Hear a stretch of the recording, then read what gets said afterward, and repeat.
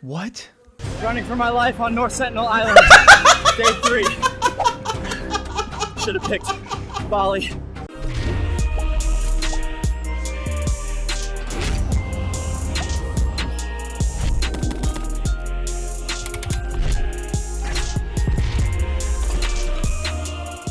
Before we get to the video, please like, comment, subscribe, share it to that uncle who's a communist. And if he isn't, he will be. Don't forget to follow us on Patreon at patreon.com/revolutionaryrhetoric. And Revolutionary Rhetoric is an affiliate of the Anti-Capitalist Podcast Network. All right, let's get to the video. All right, guys, thank you for coming back for yet again another episode. That's right, we got... I might have been in frame on yours. No, it's all good. I gotta watch my hands. Yeah, hey guys, welcome back. Slightly different camera setup. We're trying a new 2-camera. We could have a sitcom at this point. 2-camera sitcom, like over the shoulder. You know when they do conversations. Oh yeah. The camera looks this way when they're having, and then the camera comes this way. Well, we do have one more, so we could have a third camera set up here for like this. Angle, yeah. I kind of want to do that just to see how hard would it be. How hard would that be to edit 3 different camera angles in? Honestly, it's not as hard as you would think, because you'd have basically 3 video files, and then just pick and choose. Whenever somebody is talking, I will mute the other video files on those spots.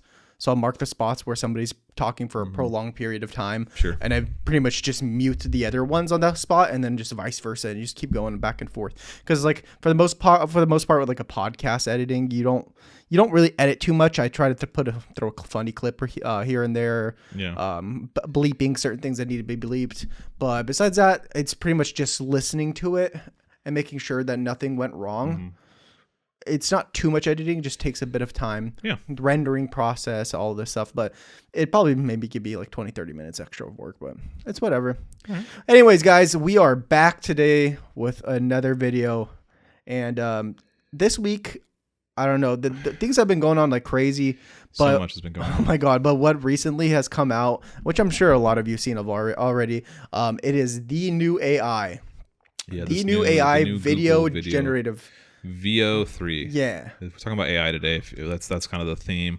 Actually, Kanan brought this to my attention. I hadn't heard of VO3. I'm not really clued into like the tech world, and I'm also just pretty unplugged with most social media and stuff. Yeah. I mean, I saw this on Twitter for the first time, and I'm like, what the fuck is this? So you told me to like look into this, so I started Googling and like watching some of the stuff, and I was just like, oh no, we're Chat, are we cooked? Like, are we cooked? Well, it's like, it's pretty, I mean, it's impressive from like a technical standpoint, but like, I don't want to give it any credit because it's awful, because it's like, this is going to destroy jobs and basically destroy Hollywood. Absolutely. It's crazy what it can do. Yeah, it's like impressive. Yeah, but at the same time, is like impressive to what extent? Yeah, and also that's a problem that it's impressive. At what point is this less impressive and more invasive? Because right now, obviously, this shit can't take over any movie industry. The shit can't really take over any like video. No, and it's still AI. There's still like what, I forget what, there's a special word for like when it's like kind of fucks up complications, I think is what it is, when there's like too much text or something and it's like it's garbled, or like a person will have 6 fingers or whatever. Oh yeah. It still has all those problems.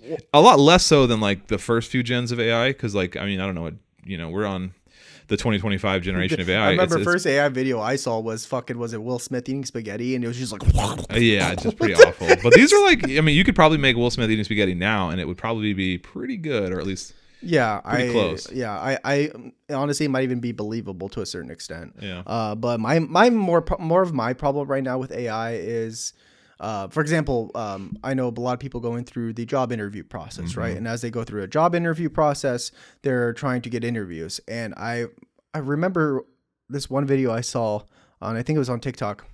My wife sent it to me, and he gets an interview. He's like, all right, sets up, dresses all nice, and this is like, hello, I am the AI software interview bot, whatever, blah, blah, blah. And he basically gets interviewed by an AI bot. And this AI bot just starts speaking in Spanish, and it keeps saying the same phrase over and over and over, like a broken record. He doesn't know what it's saying. And also at the same time, it's literally doing the same thing. It's just like, so I have an interview right now, and the interviewee is literally like cocked up on meth or something. And I can't, like, what am I supposed to do? Call the company and be like, hey, your AI interview bot is broken. It's broken, yeah. I was like, how? That's so weird. So, like, you failed that interview? Does the AI system automatically, like, kick your fucking resume off? Is it your fault? Well, there's a giant billboard. Every day I drive home from work. I have a long commute home, and there's a giant billboard on my commute home on one of the highways and it just says stop hiring humans, and it's like, and it says something about Dude, like something yeah. AI, and it's I've just like, seen that. it's like, Oh. dude, it's like, it's kind of so fucking dystopian. Like that's like, if you've seen Blade Runner or the Blade Runner 2049 in particular, those two movies, it reminds me of that, because it's like these like weird dystopian like holographic billboards and stuff, and it's just like with these AI companions and stuff, and it's just like, oh man, we're there, and like that's an awful place to be. If you've seen the movie Blade Runner, it's like Absolutely. they're fucking dystopian nightmare hellscapes, and it's like we don't want to be there. That's not where we should be. There's also like the AI sex robots too. It's like AI companions. Yeah. In which people are like literally like, you know, the future for relationships is not like human anymore. Yeah. It's like you don't need a woman. You could just get this companion and she'll do whatever the fuck you want, right? Whether that's positive, negative, whether it's cleaning, It's almost whatever. always negative. I've seen Yes. Westworld. People say like people Bro. definitely succumb to their darker side when given the opportunity. Well, yeah, I mean that was Exactly, actually I was on Reddit today because I was doing like this deeper dive on this VO3 thing, and one of the posts on one of the AI subreddits was like the future of porn, and like what is this going to do for this level of AI, like this quality of AI?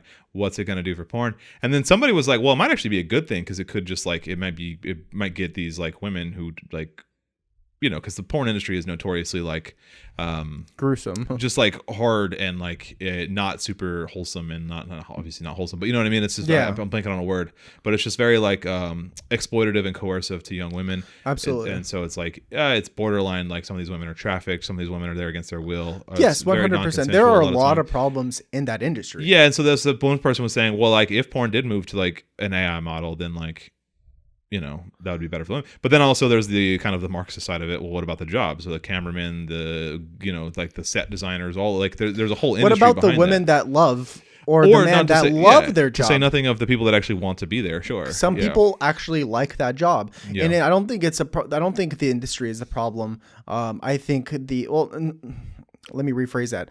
I don't think that industry existing is a problem. Inherently a problem. Yeah. I No, see what you're believe saying. that industry is just very, very, very gruesome and can be very exploitative. Yeah. And there needs to be regulations and very strict laws about it, right? 100%, yeah. And then it would be better. It's not going to get better with AI, because what's going to happen is they're going to take AI and you're like, you can basically live your darkest, wildest fantasies.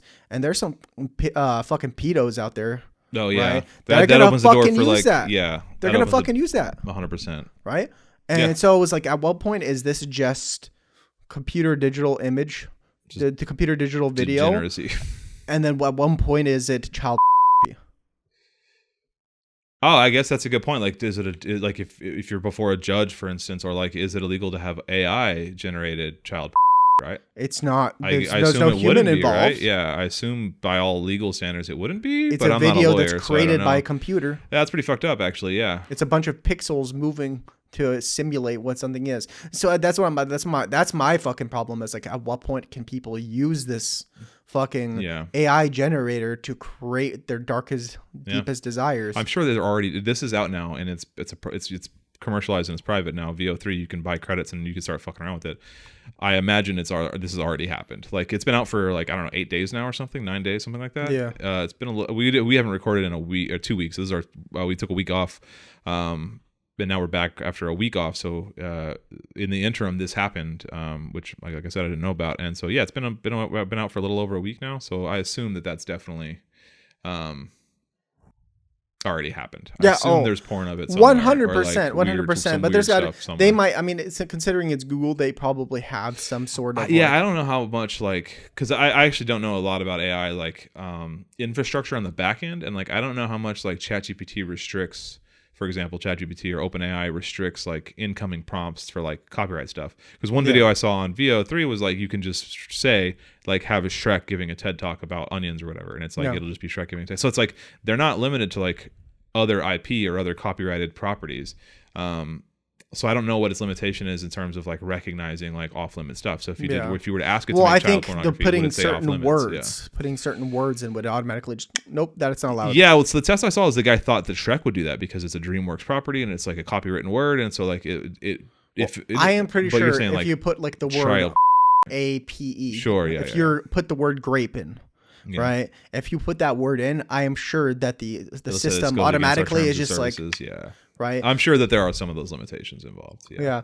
And so I don't know, but as much as I hate this, I'm like, how much are the credits, and can we make a commercial for? That's the first thing I thought of when I was watching this. Well, the first thing I thought of was, oh no, we're all doomed. The second thing I thought of was, is there any way to do this ethically? And I just don't think there is. Like, I don't know. I was like, how can we take advantage of this and like make it communist? I think this could really work for something that's like a safety demonstration. Well, yeah, I mean that's where one of them is. It's like airline perhaps. safety demonstrations. But then you're taking away worker. But again, job it's taking away so jobs. Yeah, it's like what's the line? You know, what's the and line? also like for jobs that require like, because this is made for like, it's marketed or it will be marketed for, or it already is marketed for like filmmakers. It's like for people that want it, because you can give it like scripts. You can tell like a man and a woman sitting at a dining room table, and then you can give it that script and a dialogue, and it'll act it out, and it'll create basically a scene that looks almost real. So like but what that's done is it's not just removed the idea or the job for 2 actors, but also everyone who does set design and lighting and all the craft services, and like literally for every movie production, for every actor, there's like 50 roles behind an actor, 100 roles, 200 roles behind an actor to make that happen. And something like this, it will just erase massive swaths of jobs. And a capitalist will say, well, that's just progress, right? That's just the market doing what the market does. When Netflix put Blockbuster out of business, that removed thousands of jobs across the country, right? Or entire industry of rental movies. It's not even that. It's like, it's not even about jobs. People won't even be able to do hobbies anymore, because I did see a video of like a Minecraft streamer. Oh yeah, they can recreate video games. They can recreate video clips games of Minecraft, and like the streamer was AI, the Minecraft was AI. Everything was AI. And it was just a Fortnite like one. And I'm sitting here, so like all our Twitch, all of our streaming people that are going to be we're no longer going to watch. Our movies are going to be AI. Our porn is going to be AI. I'm like, I am like, if this comes down to it, like I am not going to be watching this. I refuse. Yeah. Because well, I mean, it's also like, it's going to reach a point where it's going to be hard to tell. I watched a lot of these clips today, and like you can kind of always tell it has like this weird blurry effect to it and stuff. But I mean, that's 2025. Yeah. And it's only been out for a few years. Like, Bro, this idea of imagine in 5 years. Yeah, I think in 5 years they're going to be able to make full 2040. movies. Yeah, I think it'll be full movies. I think you'll go on a Twitch and it'll be half AI and half not AI, and it's like, who's to say which is which? And like, I don't know, it's fucked up. I don't like it. Anyway, you want to watch some of these? I found us 2 clips. I've seen one, so this will be kind of a live reaction for Kanan on the first one, and it's more of a troll. Like, it's actually kind of satire. It's like talking about. It's actually pretty fitting, because it's about like how, I don't know, just dark and dumb, and just darkest timeline and dumbest timeline that like internet content creation has become, and it's just like the different like Mr. Beast challenges and all this nonsense. Okay. That's kind of what this is. The other one we haven't seen, it's like a product demo for like basically AI trying to sell different products, basically like ads for different products. Yeah. Which again is like, God, is the new wave. What's crazy is like they're randomly simulating faces. Like, whose faces are these? They're just an amalgamation, I guess, of like the internet's photos and scans of the internet, right? Like, because that's what happens if it looks exactly like somebody. Well, that's the thing. One of the clips I watched, and one of the I did this longer video, it was like a documentary kind of thing about it. And one of the clips that guy showed, because it was a guy who was like stress testing it basically, and he created one, and that actor looked a lot like what the hell's his name? He was in Snatch. I think his name's. He has the mustache. I think is his name Rene Rousseau? Or am I blank? I don't know. I'll look it up later. But it's like the actor, the actual. I'm pretty sure that was like supposed to be like either the prompt was make it look like this guy, or just for whatever reason the AI chose that actor's because they did Shrek. Yeah. So what's to say? And the Shrek one looked a little. I mean, it wasn't like a perfect image. Yeah, but what's to say they can't do like Keanu Reeves punching a baby or something? You know, like how. Yeah, 100%. Yeah. Well, anyway, you want to watch this? Yeah, let's get to it. Into a zoo to prove one man is enough to fight a gorilla. Bro, what? Like, okay, that's obviously AI. I'm gonna lick this glowing pole. Let's see how many views this gets. No plan. What the fuck? No shoot. Just content. I assume it's supposed to be just content. Yeah, because he said just content. Let's get solid. No plan. Look how they have like an Instagram live set up with actual comments. Painting in liquid cement until it hardens. Let's get solid. What? No energy drinks. Like LA Dodgers is gonna sue somebody. Oh my god. Digging to the Earth's core. Bare hands. No brakes. What? Can I survive a full latex suit in 100-degree heat With no water? Let's find out the hard Bro, way. what is going on? Staring at the sun for 10 minutes straight. Wish me luck. Okay, I've got to say something. Yeah. This can be so dangerous. 100%. Because like if somebody's like, okay, let's copy it. Let's do the 10-minute you get stare some at the sun fucking challenge. dumbass 7-year-old or 7th grader. Yeah. Does this. Let's do the 10-minute stare at the sun challenge. Yeah. Bro, how many people could who are you gonna sue? How are you gonna sue them? I guess you would sue the people who created it. So like, I don't know, there's the watermark of this person. So maybe I don't know if we should remove that or not, but or just give them credit. I don't know. But like I guess that's who you would go after, is the person who created it, bro. Because like, what happens? Like, what happens if they do one of these challenges? Because people they were eating Tide Pods. We had fucking children. Yeah, we do this in Tide real life Pods. without AI. So like, I don't know. But also like, wasn't the whole thing with like, I know it isn't. I think it's dependent on which social media company, because I think some social media companies say that they're not responsible for the content that their users post, but some are. Like Twitch will. So like, if somebody goes on your stream basically, in like proximity chat or whatever, and starts using slurs, you can get banned from Twitch. Yeah. Even though it's like it's just some third party, right? Twitch will ban you for that, or they can ban you for that. So like, I think Twitch will, depending, like, so like Twitch takes accountability for some of that stuff. I don't know what other social media companies do. I don't think Facebook does. I think that's the whole thing, is Facebook is like the bastion of free speech according to old boomers, because it's like you can just post whatever COVID misinformation you want. So I don't know exactly how you would go legally, man, because this scares me. I do know a lawyer in real life that I should look at. Counting every grain of sand on this beach. Let's go. What? 1, 2. He is on the one. He's just like swooping it all. To the honest way, alone, unprepared, and in a straight line. In a straight line. About to do the first plunge this one's into an fucked. active volcano. Wait, what? Let's send it. Let's send it, bro. It's just $50 million to rebuild the Titanic, just to sink it again. Last person to abandon Mr. ship Beast gets a Lambo. I covered my is Mr. entire Beast not body gonna in sue somebody? compost and waited to see what started growing. What? Running for my life on North Sentinel Island. Day 3. Should have picked Bali. All right, I've sealed my head in this plastic box, and I'm gonna try to read the entire dictionary before I pass out. Bro, Flying into North Korea with a lawn chair and 1,000 party balloons. Don't try this at home. I'm about to survive 100 days in the African savannah, only eating and drinking what my body already gave up. Basically, the circle of life. Hey guys, welcome back to the channel. Today we're cooking with plutonium-239. It's dangerous and it's definitely illegal. Today we're gonna teach you how to make nuclear weapons. Yeah. Oh my god! Can you imagine somebody made an AI on how to make a nuclear weapon? I mean, you could. There's nothing. Well, I think I saw somewhere that is something ChatGPT would stop, is like making any kind of bomb or weapon, as ChatGPT wouldn't. So I don't. This is obviously a different platform than that, but I think that is a line that ChatGPT or OpenAI and that's what I'm has saying. drawn. At a certain point, like it has to be like, yeah, that's not allowed. Yeah. Because this was okay. Obviously, it's a joke, Yeah. Yeah. Obviously, making these plutonium, are very much whatever, 239 in a fucking pot. But it's like, what else can you do? I just love how unhinged some of these are. They're oh just my so god! Great. Yeah. I think there might be one more. I don't remember. I have to eat diamonds for views. I hope you're happy, algorithm.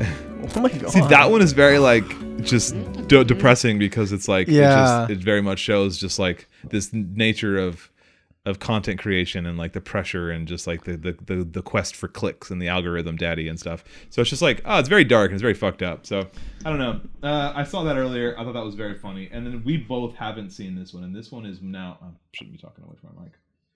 We haven't seen this one. This one is just Google just VO3 demo yeah, product advertisements. Yeah, it's just product advertisements. So I don't know. I'll take a look. What a beautiful Try these Indian new woman. painkillers.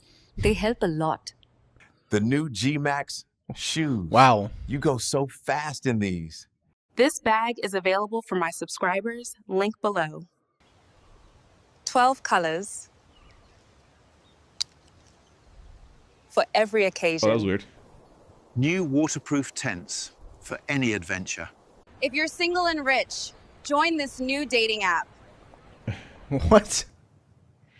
If you're new to climbing, join my class every Saturday Clubbing. morning. If you're new to clubbing, Every Sunday morning with me, Bob. I'm new to clubbing. Check out this Yeah, new I have something to say about G-Max the text. gaming mouse. See, that looks like a razor. We have a special deal for haircuts. Is Razor today. going to sue somebody? That's clearly a razor. Please donate to libraries. Keep them open. Don't forget to subscribe to Gerard. That's low-key crazy. Please consider rescuing a dog today. To die. Yeah. It's low-key crazy how they got cryptocurrency? the mic. Yeah. Like the sound production is great. Cinema experience is coming. Experience. Come along to dance school Oh my God, every man. Thursday night. So that's impressive, the shadows and lighting. Yeah. That I've heard is like, that's something it can't stop doing, is like they'll say their line and then they'll just keep doing this.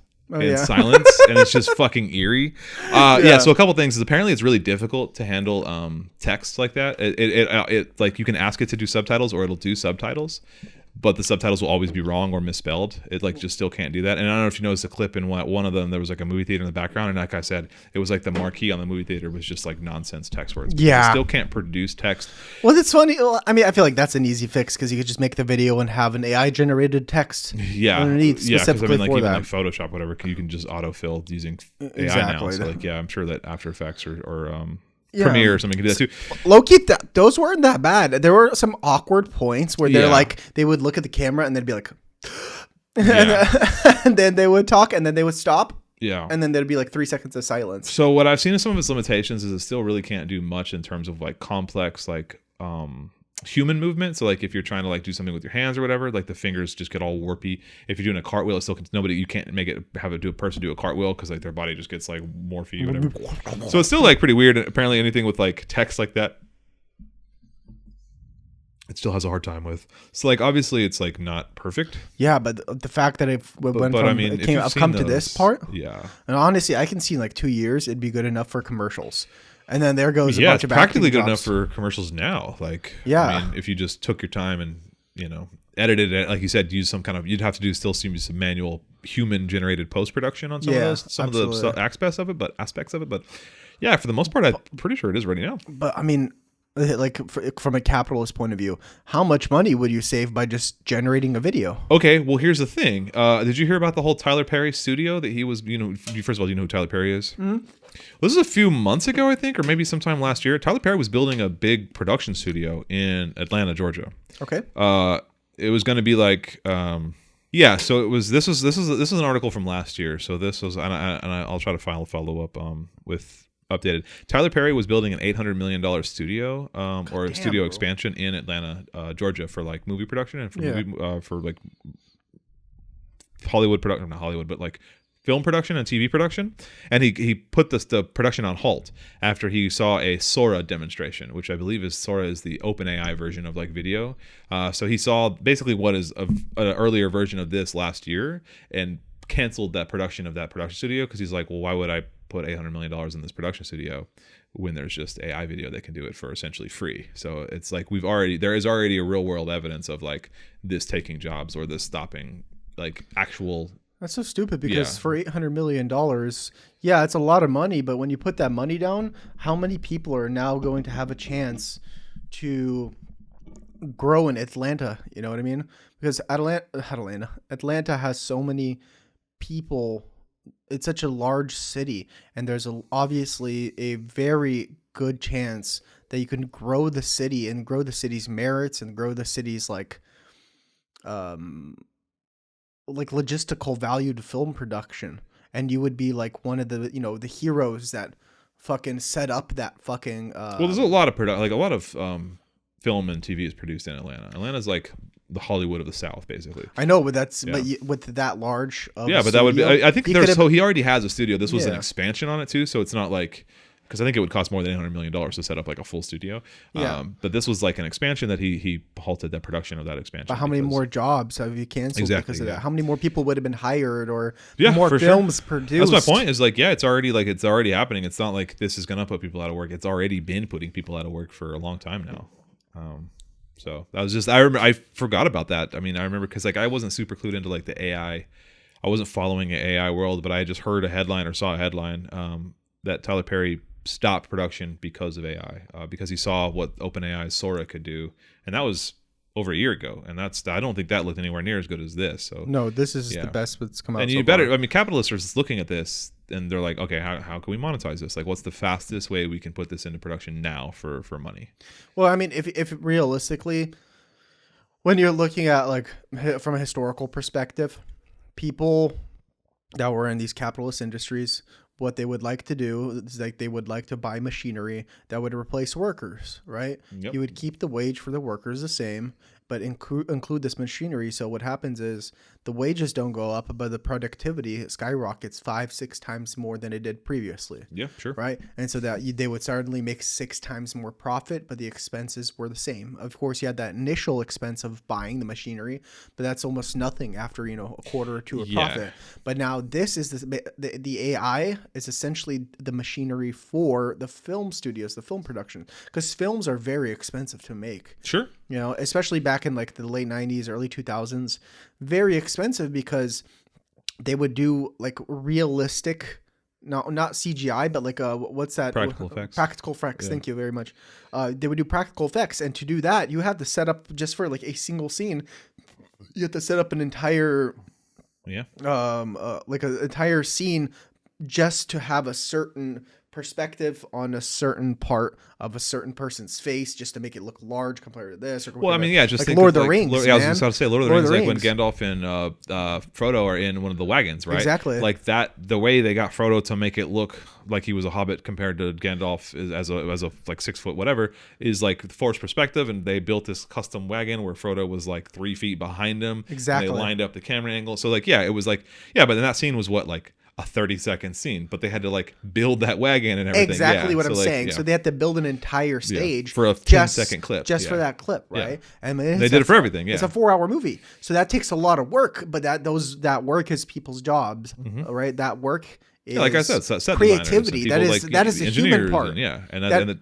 That is a human part to it. When you have AI, the machinery takes over. One, it doesn't look as good, right? Or even if it does look as good, it's not real. The part of the movie experience, man. Part of that movie experience is going like, I wonder how they did that. Yeah. Right. Well, how that's did like they do that? The perfect example of this from like a movie perspective is there's a lot of examples, right? But like look at I can think of 2 examples clear off the top of my head. 2 movies that I love. The Thing, the original John Carpenter's The Thing, which is like that's like one of like the pinnacle of like practical effects, right? I don't know if you've seen John Carpenter or the Thing with Kurt Russell and Keith David. Okay, anyway, you should check it out. I've heard it's amazing. Anyway, it's this horror movie. It's people stuck on this base in like the Arctic. Anyway, it's like this monster, this alien is going around killing everybody, and it's the shape changer. And look up a clip of some of the stuff. It's amazing.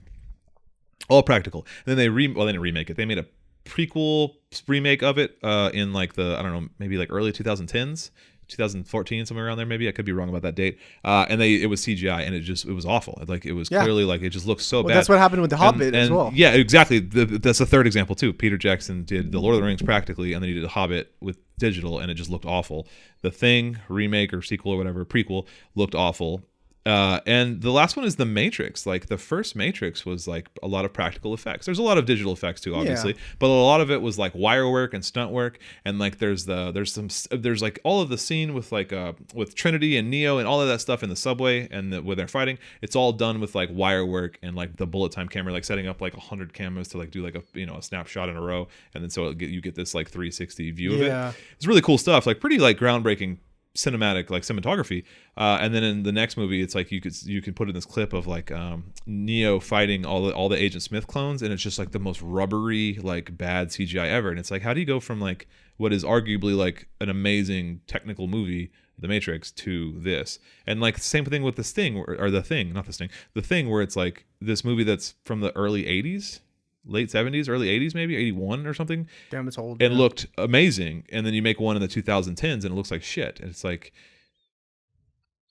exactly. So it's like, it costs less to do it, but not only is that creativity lacking, and because it's CGI, it's not just CGI, but even AI at this point, you can make it more realistic to the point where like, yes, what is happening is actually happening because we don't have to do practical effects. Yeah. But it still doesn't look good. It does not look as good because when you see the practical effects, you don't see that computing problem. You don't see like the coding errors and shit like that. You see like this is actually being filmed. Yeah. Right. And now what we're seeing is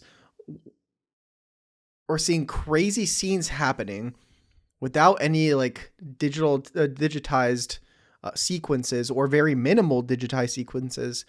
And it's just putting in your head, how did they do it? It's like when you look at a painting, you're like, how the fuck did you paint that? How is it? This looks Here's 3D. an example. Are you familiar with the movie Citizen Kane?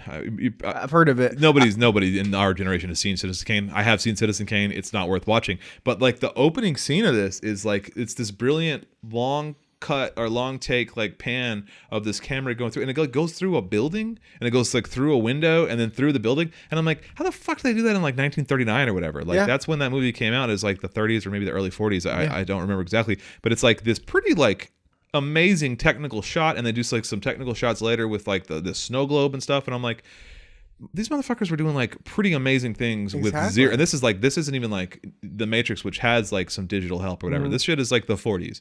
Yeah, this is like film cameras only, and like they're doing this just amazing effects, and it's all practical. And like the original Star Wars, amazing.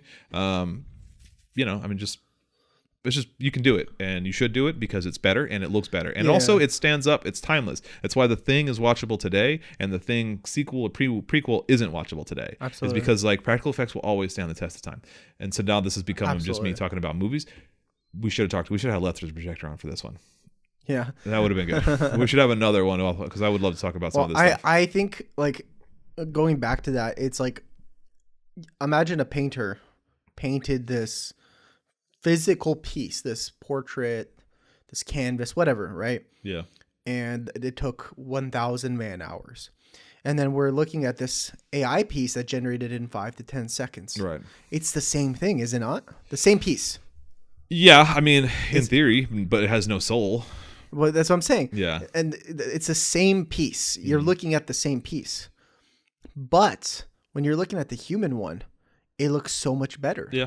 Right? Because you can see the strokes. brush strokes. You see the brush. You can see like the ridges of where the paint dried up a little too much, or there's a little lump at but it gives it character. Sure. And that's what these movies are about. It gives them character. Yeah. And when you're using the CGI or you're using AI, especially, it loses its character. And when you lose your character in a movie, you lose the meaning to the movie.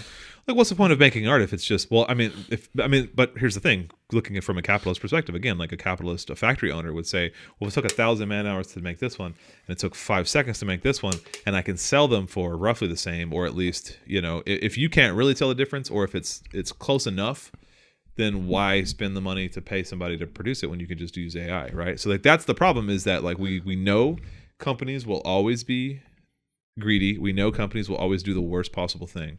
We know they will always choose the most exploitative and most like whatever generates the most profits. And so like this is only going to be a very bad thing like in the long term. This is only going to screw over a lot of people. Because like once AI gets to a point where it can be used to make movies or commercials or whatever, it will be in a heartbeat. I would be shocked if some of the stuff we're already seeing, I mean, we could be behind the 8 ball here. I would be shocked if some of the stuff we're seeing on TV already isn't AI generated, or at least in part, like at least to some degree, like background stuff. I imagine a lot of it has been for a while. I think in movies, like when it's like background scenes of like if it's the Gladiator or whatever, and like where it used to be you'd have to like fill the set. Yeah, I know, but like like you fill in with CGI, but I imagine now you could just do it with generative AI. Is like what used to be CGI and digitally created, like the people in a stands of like a football game in a movie or whatever, all of like the hundreds of thousands of people in the background. You used to have extras, so you used to have to like pay all, like Spartacus or whatever, you had to pay like an ungodly amount of extras to make that movie from like the 50s or 60s, right?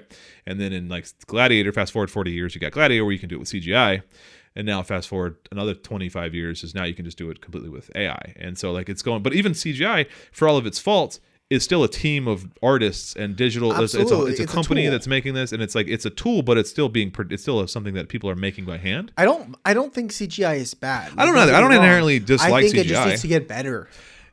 I think that there's certain like avenues for it. Like obviously, like you can't make. Well, I was gonna say you can't make a modern Star Wars movie. It's obvious you can because George Lucas did in the 70s. But like you can make a Star Wars movie without CGI, or at least with very little CGI, because there was still some digital effects, and even in Star Wars, like But like I don't know. I think movie studios rely too much on it, and I know that there's also a lot of kind of to tie this back to like a Marxist perspective, there is also a lot of problems with like the industry around CGI. If you're familiar with like the crunch of like what happens is like I think Marvel is super guilty of this, and most Disney productions are as well, where like they're required to like basically change things on a moment's notice. Like so like this version of the Hulk needs like a different fight scene or something, and you know we need a cut of this by the end of the week or something. So like these guys are working 90, 100, 200 hour weeks or whatever, like just ungodly hours. Like there's incredibly horror stories coming out of like a lot of these studios, CGI studios, and I think video game companies I was about to say they're very similar with that, yeah. especially the ones with like different seasons.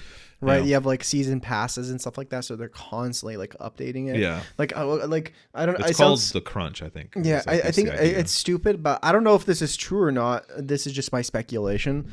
I played Monopoly Go, right? Yeah. For shits and giggles.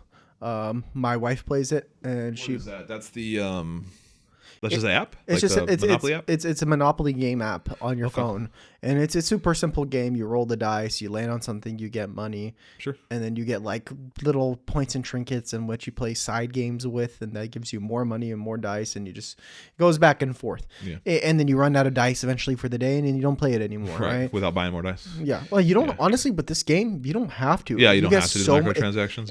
It's like you get so much stuff from the game that you don't, and there's no ads on the game for anything else. Oh, that's nice. So it is. I do like that about the game. However, there is a new event every 2 or 3 days. Oh yeah. So like, who's gonna create all of the mini games? Who's gonna create all of the images for the new event? They have like a Star Wars event that lasts like 50 days or something. It's still going on. Who's gonna like all these things that are coming out every 2 or 3 days? A new event, a new type of game, a new whatever. Who's creating that? That means every 2 or 3 days, these people are just like pumping like new things, new digital images, new, and like how, and then there's like the maps, just talking about the maps. My wife is on like 200 and something. I think there's like thousands of maps, right? And then people are still getting a new I map. wonder how many of those are like generated through AI, right? Like if it's just randomly generated. What was that that game that came out a while back that was like this was a few years ago? It was a space game, and it was like its selling point was that it's like unlimited space exploration because it's generated planets, and so they're randomly generated planets that you can explore. Yeah, I know what you're talking about. I heard it was garbage. Yeah, I think everyone was super hyped for it, but I think ultimately it kind of fell flat because like it just wasn't, for whatever reason, it wasn't good. But I think like the idea was that it was a like randomly generated like map. It's an entire universe. So you can't run out of planets to discover because every planet is a randomly generated like planet, which is like that's already using, I assume, some type of, that's probably not so much AI as it is just it's like you have an input. Yeah, exactly. You have an input of like so many different like options, and then basically it's a random number generator that rolls the dice and creates like an algorithm of like this water planet with this size, with this weather, whatever. So it's all these different programmable features. I don't know if that's actually you could AI. do that. I mean, it's almost like a form of AI because not only are you creating these like random fucking features on these random planets, you also have to like that the game then has to load what that looks like. So you are generating. Yeah, that's fair. I don't. Yeah, I guess that's like a philosophical question. Is that AI or is that, I mean, like I don't know what. There's probably a tech engineer somewhere that can actually like define what is and isn't like true AI. I don't know. I'm not that deep into it, but it just reminded me. What the fuck was that game called? It was like No Man's Sky. Was it called No Man's Sky? I think it's called No Man's Sky. Yeah. And I remember thinking, I was like, oh, that's a really cool idea for a game. Like that's a cool thing where a game that. But I think a lot of these, like, because I play like just this Tetris mobile game, and I'm on like level like 4,000 or something, and it's like because I play these little like game modes, and I have to assume that that's just randomly generated like levels. So well, I mean like that's like the almost appropriate way to actually use AI if they are using if that's what it is, because you want you're basically saying this game is basically endless, so you have to create these random sequences of different things. When you enter a new universe, different types of beings, planets are popping out. There's no way a human's gonna sit behind there and fucking just just right. Generate so you need thousands. a computer, right? Sure. And it's not like you're making more money. Again, but that's the same argument with CGI, right? It's like you have a team of engineers, you have a team of designers doing this stuff, a team of mathematicians and coders and software engineers making all this stuff happen, and then the implementation is where it's generated. Yeah. But there's still people making it. AI is removing that people side of it. It's just generating it with you as the user, as the end user. Like instead of a production studio of engineers, of software developers, of designers, of animators and artists generating a thing, you can just then go generate a thing with just you, a few sentences typed into a prompt. It's cutting out that like human aspect of it too. The end result is largely the same, right? Like, you know, like the CGI in Scorpion King or the Thing prequel or whatever is bad, and this is arguably objectively better. Yeah, I mean, Scorpion King is great. It's like peak Rock.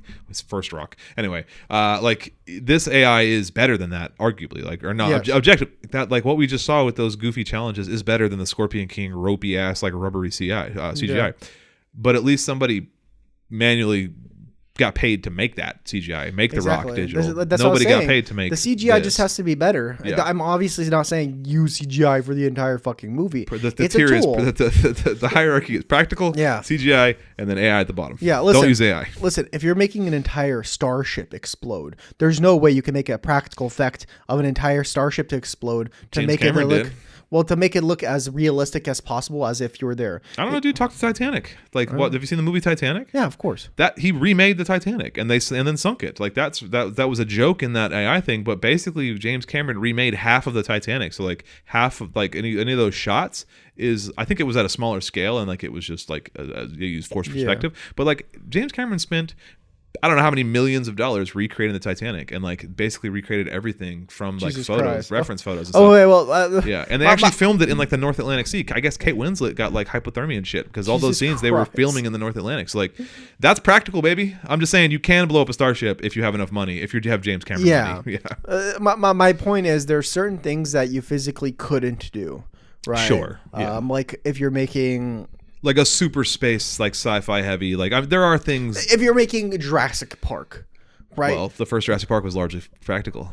I know, but the first Jurassic Park is also obvious that it's not. The dinosaurs didn't real. You look at it like that's a dinosaur. No, I would push back on that because Jurassic Park 1 uses both CGI and practical effects, and there's some Velociraptor scenes where that shit looks pretty ropey. Like there's a Velociraptor scene where it like looks a little goofy and it looks a little like CGI-y, but then the T-Rex stuff, some of the Velociraptors where it's like close-up stuff and it's like opening the doors with its claws, or like the T-Rex chasing them, or not chasing them, but the T-Rex like eating the goat and stuff, that's all practical. And it almost killed a guy because there were like people working inside that suit of the T-Rex suit, and like it was like getting broken down because of water and stuff, and it like almost crushed somebody, and it was like a horrible experience on set, but a lot of it was practical. And I argue that looks better than some of the CGI dinosaur stuff. And now I'll say that's only for the first movie. Now as you get like Jurassic World, the more recent Jurassic World movies, I'm not a fan of the movies, but I will argue, or I will admit that like those dinosaurs look amazing, and I assume they're all CGI. But I don't know. There's something like if you go back and rewatch Jurassic Park 1, you can tell when it's practical, and it just because it has that. It's what you're talking about, the brush strokes and stuff. When those raindrops are like running down the T-Rex's snout and stuff, you see the texture, you see the bumps of his snout. Yeah, and I see what you're saying. You can see it, and it makes a difference. Like it just feels real, and it like there's a certain just depth to it that you can see, and it's like your example of the brush strokes in the canvas and the dry flaky paint and stuff. Is like when it's practical you can tell, and when it's CGI you can tell, and like you lose something, and you might not be able to tell because the CGI does look really good in those most recent Jurassic Parks. But if you go back and watch the first Jurassic Park, well, I'm not saying look use at that T-Rex CGI for everything, right? Yeah. I'm saying I still think using practical effects for a dinosaur would be great. Yeah. Right. I'm trying to think of a scenario where it's like it's too dangerous. Sure, yeah. For a human to do that, right? Or it's so impractical to create something think about like Terminator that. 2, right? Well, sort of like the liquid metal guy in Terminator 2. Like you couldn't really do that practically because it's like there we go. That's what the I'm little saying. liquid metal guy like walking through bars and stuff like that. That's all digital. I will say that James Cameron again used a lot of practical effects for Terminator 2. There's some really cool forced perspective stuff. There's this deleted scene. I'm a nerd when it comes to this stuff. Sorry, I don't know why I happen to know so much about movie effects, but this is how my intersection of knowledge works is movie effects with this AI conversation. Make a movie, bro. I finally like get to pull ups. There's this really cool deleted scene from Terminator 2 where Linda Hamilton is like doing like not surgery, but she's like doing like I guess surgery. She's doctoring up Arnie, the T-800, the big metal guy. and it's like this really cool thing where it's like the front of Arnold's face from one angle, and then she's sewing the scalp, whatever, and it's like they use the mirror and like a dummy, and it's just like really amazing practical effects because James Cameron is kind of a genius when it comes to practical effects. Now, to be fair, he also made all the Avatar movies, which are these masterful CGI projects, so like he can do both, and like I don't have a problem with one or the other. I just think practical is like generally cooler. No, I completely agree. I mean, but your point stands is like you couldn't do the liquid metal guy. There's certain things that it would be great to have CGI for. Just make the CGI better, make it look better, make it look more natural. Because even in like Terminator 2, like it probably doesn't hold up like super great, but like the T-1000, the liquid metal guy, Robert Patrick played him. Shout out to Robert Patrick. It was great. I mean, that's like that CGI still holds up. What 20 something years later? I mean, that was like mid to late 90s. Yeah. So no, exactly 30. Yeah. 30. Oh shit, 30 years. Jesus Christ. Yeah. 30 years later. God, Terminator 2 is such a good movie. Yeah, they're arguably like one of the best movies ever. I'm a huge Terminator franchise fan, all 6 or 7 of them, but Terminator 6 or 7? I thought there was just 3. No, dude, there's Terminator 2, Judgment Day, Terminator 3, Terminator Salvation, which was set in present day with Christian Bale as John Connor. Okay. Terminator Genesis, which was kind of a retelling of Terminator 1. Yeah, good. Terminator 5, which was Genesis. I'm going right back to my rant, which was with Jai Courtney and Emilia Clarke from Game of Thrones. They went back to Terminator 1, that timeline. And then there's Terminator 6, which is called Dark Fate, which Linda Hamilton came back and Arnold Schwarzenegger came back. I argue that one's not that bad. It's a little like hokey, but I think it's the best since Terminator 2. My ranking for Terminators, this is a weird clip tangent here. My ranking for Terminators: Terminator 2, Terminator 1, Terminator 6, Terminator 3, Terminator 4, Terminator 5. That's my ranking. 2, 1, 6, 3, 4, 5. Quote me on that. Anyway, the new one with Linda Hamilton. When did 3 come out? 3 was Terminator 3. Arnold Schwarzenegger was in that one. That was the adult John Connor, and Claire Danes was in that one. I forget who played John Connor, but Claire Danes was the love interest, and that came out probably in the early 2000s, mid 2000s.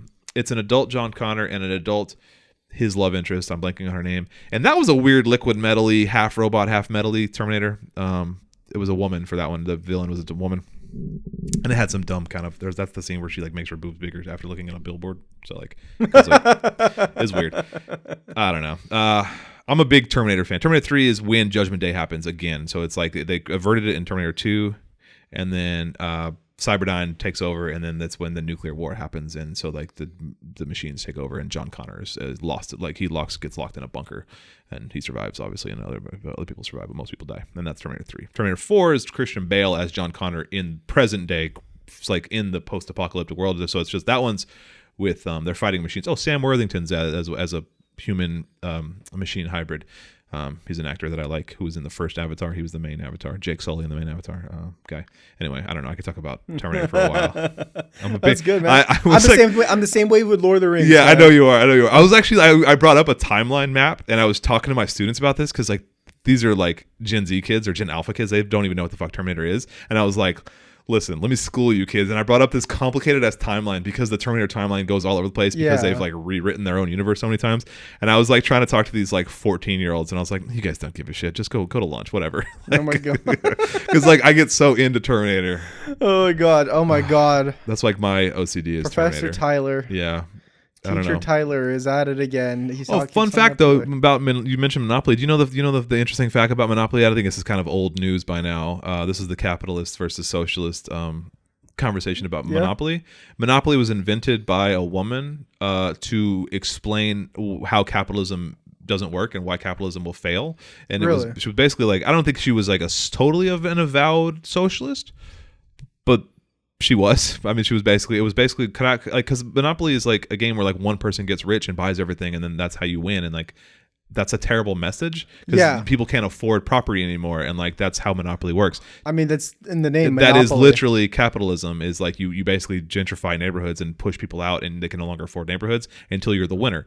And Nobody she owns made that anything game except for that one person. except for the one person who becomes the ultimate capitalist, right? Well, she made that game as like basically a perfect like how-to of like why capitalism won't work and like why it doesn't work. And then like basically this idea was stolen by, who was it, Hasbro or Milton Bradley or whatever the game company was, stole it, repackaged it, rebranded it as like a positive thing. And so she never, the original creator of Oh my Monopoly never God. got like any credit or money for making Monopoly. That- A that- capitalist that's- stole the game from her and then sold it.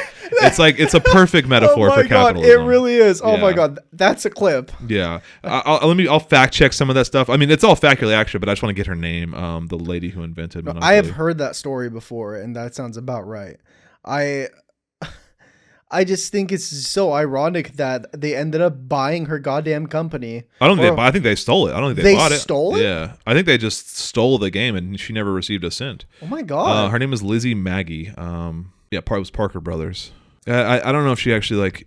I don't know the exact. So her acquisition by Parker Brothers. Maybe we'll do a live retraction of this acquisition. So like, as the way I always understood it. Eternal temp high, allow it to cool. Yeah. Okay, let's give it a second then. Yeah, so like she knew that some people would find it hard to understand the logic behind the idea, and she thought if the rent problem and the George's solution to it were put into concrete form of a game, it might be easier to demonstrate. She was granted the patent for the game in January 1904. The Landlord's Game became one of the first board games to use a continuous path like style, I guess. Yada yada yada. The copy, although the Landlord's Game was patented and some handmade boards were made, it was not actually manufactured and published until 1906.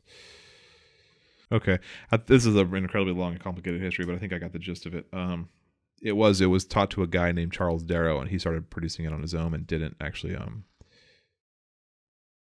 he didn't credit her. So I don't know if it was stolen per se, but from what I can tell, somebody taught somebody how to play the game, and it was produced like locally in the like 1920s and 30s.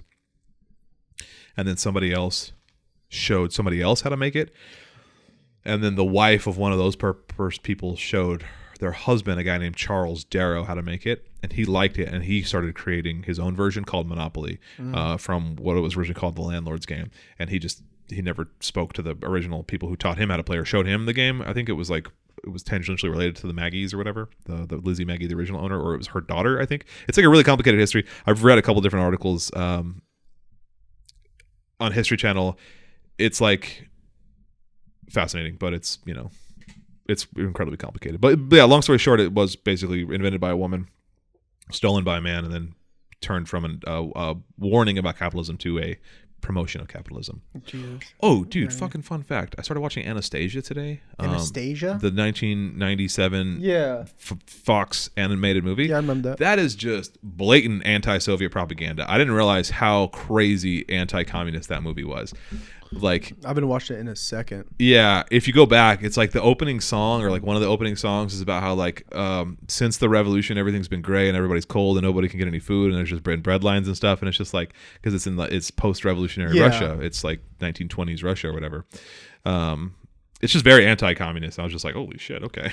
Like, Jesus Christ. I don't know, I got like 10 minutes in and I was like, I'm not surprised. nope. I mean, like, how early can we throw fucking anti-commie, anti-socialist propaganda? Well, it's like that. The into our Cold War had just children's ended. Like, they're just gloating at that point. They had just won essentially the Cold War. It's like, 97. The Cold War had been ended for like 6 years maybe, and they're making anti-communist, like anti-Soviet propaganda. It's like, dude, you guys won. Like, do you really need to gloat and like, you got to make sure the kids remember. I guess I was just like, damn, okay. Yeah, it's just indoctrination of the future generations. You know what I mean? Yeah. Anyway, I don't know. It's finals week, or it's post finals week at school, so we were looking for some movies to watch that were like, I was looking for something that was vaguely historical. We were talking about World War I and Rasputin and stuff. So I was like, oh, let's check out Anastasia. That's like a fictionalized version of Rasputin and the Romanov dynasty and all that. And then I was watching it and I was like, no. I didn't say too much in front of the kids, but I was just like, wow, okay, this is super anti-Soviet propaganda. Absolutely. Yeah. Absolutely. I'm not surprised. Interesting. All right. We should do that one with Left Projector. No. Watch Anastasia. I wanted to watch the. We should watch like one of the Walter Sarajevo. Oh yeah, we were talking Walter about that one. Brandi Sarajevo. Yeah. That was one we were talking about with Caesar Means on, right? Yeah. The shirts. From 1970s Yugoslavian. I was thinking that one, or we could watch one of the. There's a couple different movies about Ludmila Pavlichenko, the Soviet sniper who like killed all those Nazis. Like that. There's a couple Russian productions of that. Yeah. It's like, oh, that could be a cool one. He probably has done that, but I don't know. Yeah. Anyway, I don't know. You want to wrap it up here? We've been going for about an hour. We had a really good conversation about AI and movies production, and then kind of Terminator for a while. So yeah. Absolutely. Yeah. Well, yeah. Thank you guys for watching. I hope you made it all the way to the end. If you have not already, please subscribe, like, comment, share it to your grandfather. I don't know why him especially, but to your grandfather. Definitely your grandfather. And don't forget that we do have a Patreon. It is free as of now. Probably will be for a while. There's going to be some more backup behind the scenes. Excuse me. Bloopers, behind the scenes stuff. We had one recently with our last episode that I'm going to upload here soon. Do not forget that we also have a Discord that you can sign up for. With everything going on with Gaza right now, we do have a link down below in the bio in which you can donate, please. So make sure these people don't starve. Although hopefully I don't know how much that money or food is actually getting in. Exactly. That's something we got to talk about soon, is because there's been a few more developments recently. Absolutely. And we didn't even talk about the 2 Israeli ambassadors that were killed, or the embassy workers that were killed. And I don't know, we can get into maybe like the next episode we should probably talk about Gaza, because it's been a while since we've mentioned anything about Palestine. Well, if you're listening to this on the audio feed, we do have a YouTube version where you can come look at our beautiful faces. We have a 2-camera setup now.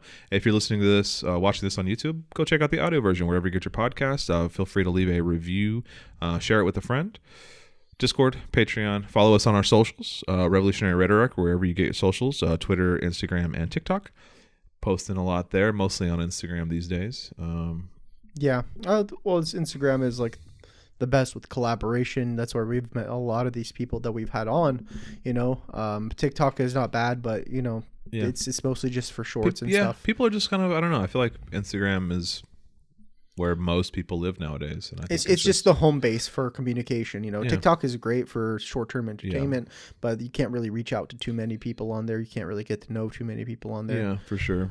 Twitter, I mean, just Nazis. But Twitter's just Nazis. Oh, speaking of Nazis and Twitter, Elon Musk left the Trump administration. Yeah, I saw that. I guess he had some personal problems with the big beautiful bill. Yeah, I heard about that. And so he quit. Or had a hissy fit and quit. We'll save that for another conversation. Yeah, we'll talk about. Because I don't know a whole lot about it. I want to look into that. Yeah, from what I've just understood is he invested a lot of money into a Republican. It was like Minnesota or Wisconsin, Wisconsin. However you say that fucking state. Wisconsin. Rhymes with mansion. Yeah, there you go. As T-Pain once said. And he put millions of dollars into that race, and everybody thinks this guy's a genius. Dude fucking lost astronomically to a Democrat. Oh no! And so they kind of just lost faith in the guy. Yeah. Because everybody thought he was a super genius, and turns out no, the dude's a fucking idiot. Yeah. Anyways, I don't know how we ended up with a rant with Elon Musk. Yeah, I don't know. Anyway, thanks everybody. We really appreciate you. We love you, and we'll see you next time. We will see you next week. Bye. Bye.